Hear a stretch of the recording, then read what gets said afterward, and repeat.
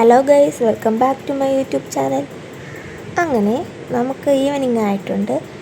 നമുക്ക് സ്പെഷ്യലായിട്ട് എന്തെങ്കിലും ചെയ്യാം. മധുരം നിറച്ച ഗോതമ്പ് കൊഴുക്കട്ട നമുക്ക് ഉണ്ടാക്കാം. അങ്ങനെ ശർക്കര ഞാൻ ഇതേപോലെ ചെറുതായിട്ട് അരിഞ്ഞു മാറ്റി വെച്ചിട്ടുണ്ട്. തേങ്ങയും തിരുവി മാറ്റി വെച്ചിട്ടുണ്ട്. നമുക്കിനി മാവ് കുഴയ്ക്കാം. ഗോതമ്പ് മാവ് ആവശ്യത്തിനെടുത്തിട്ട് കുറച്ച് ഉപ്പിട്ട് അത് നല്ലപോലെ ഒന്ന് കുഴച്ചെടുക്കുക.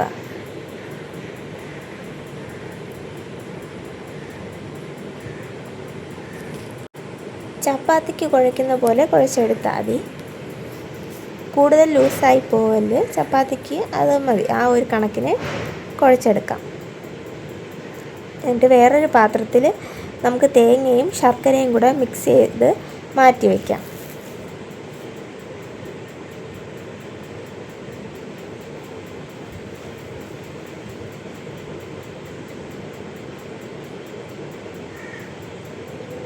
മധുരം ആവശ്യത്തിന് നമ്മൾ ചേർത്താൽ മതി.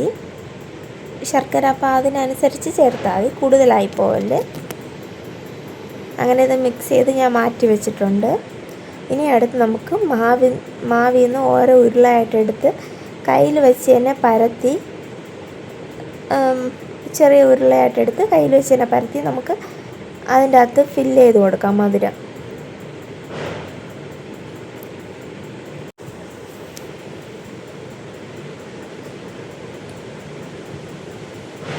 മധുരം ലീക്കാവാതെ കറക്റ്റായിട്ട് തന്നെ അതിനെ ചുറ്റി വീണ്ടും ഒരു ഉരുളയായിട്ട് എടുക്കണം.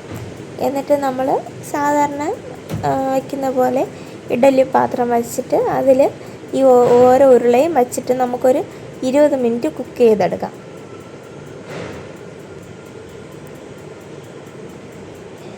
എല്ലാവരും ഒന്ന് ട്രൈ ചെയ്ത് നോക്കണം. നല്ല സൂപ്പർ റെസിപ്പിയാണ്.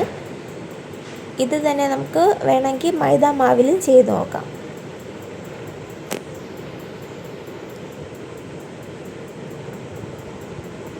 അങ്ങനെ റെഡി ആയിട്ടുണ്ട്. നമുക്കിതൊന്ന് തുറന്ന് നോക്കാം. ഓരോന്നായിട്ട് പയ്യെ എടുക്കണം, അല്ലെങ്കിൽ അത് പൊട്ടിപ്പോവും. മധുരം ഇഷ്ടപ്പെടുന്ന എല്ലാവർക്കും ഇതൊത്തിരി ഇഷ്ടമാവും. അതുകൊണ്ട് എല്ലാവരും ഒന്ന് ട്രൈ ചെയ്ത് നോക്കണം. അടുത്തൊരു റെസിപ്പിയായിട്ട് വീണ്ടും കാണാം. Thank you.